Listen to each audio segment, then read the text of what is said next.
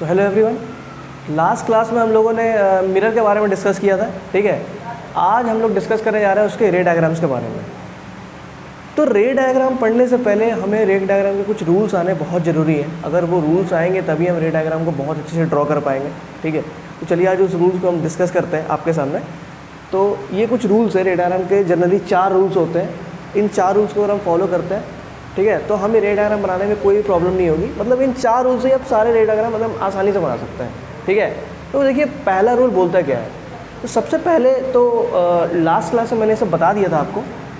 तो ये आपका अगर मिरर है, ठीक है, तो मान लीजिए यहाँ पे आपका फोकस है, ये आपका सेंटर ऑफ कर्वेचर है। ठीक है, सेंटर ऑफ कर्वेचर क्या होता है कि जैसे मान लीजिए अगर आप इसको एक्सटेंड करेंगे तो ये जिस बड़े वाले मिरर का पार्ट होता है वही सेंटर ऑफ कर्वेचर होता है। ठीक है, अच्छा, तो ये आपका सेंटर ऑफ कर्वेचर है, ये आपका फोकस है। ठीक है, फोकस है। तो पहला रूल ये बोलता है कि ray parallel to principal axis passes through focus. यानी कि ये मेरी मान लीजिए प्रिंसिपल एक्सिस है, ये मेरा मिरर है, ये मेरा प्रिंसिपल एक्सिस है, ये मेरा सेंटर ऑफ कर्वेचर है, ये मेरा फोकस है।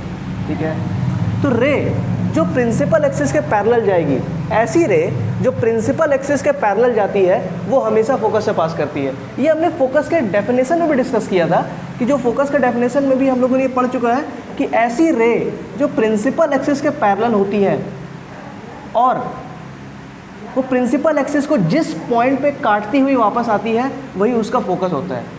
यही आपका रूल भी हो गया कि अगर रे प्रिंसिपल एक्सिस के पैरेलल है तो वो हमेशा फोकस से पास करेगी। क्लियर है। और इसका ना उल्टा भी ट्रू है। उल्टा भी ट्रू मीन्स सेकंड वाला देखिए, ray passing through focus will become parallel to principal axis after reflection.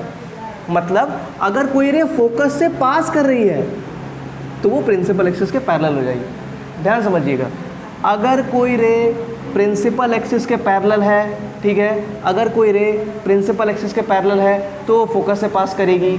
लेकिन अगर कोई रे फोकस से पास कर रही है तो प्रिंसिपल एक्सिस के पैरेलल होगी। माने कि ये भी ट्रू है, इसका उल्टा भी ट्रू है।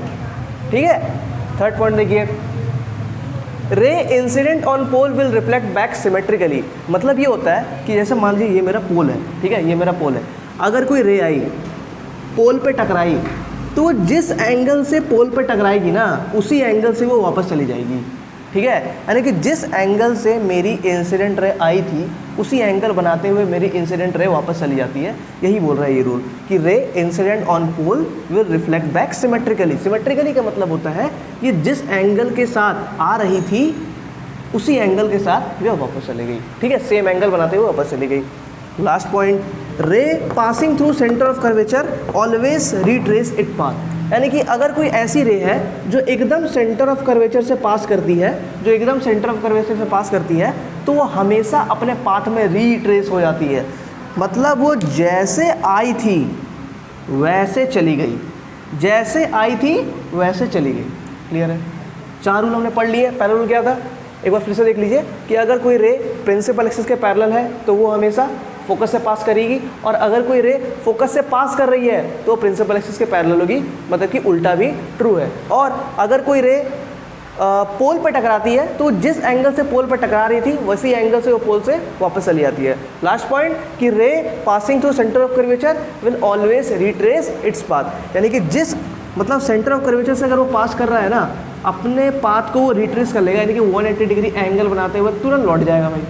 ठीक है, तो आप इसको नोट कर लीजिए।